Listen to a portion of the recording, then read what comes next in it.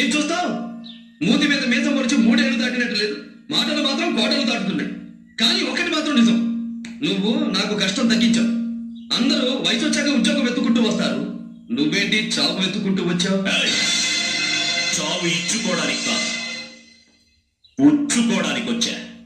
ఆఖరి ఛాన్స్ ఇస్తున్నా. నువ్వు వాడు వచ్చి మా నాన్న కాళ్ళ మీద తలపెట్టి తప్పైందని ప్రాణభిక్ష వేడుకోండి, వదిలేస్తా. నువ్వేంట్రా వదిలేది? అరచేయి తెరిచి చరిస్తే ఆకాశంలో పగలే చుక్కలు కనిపిస్తాయి.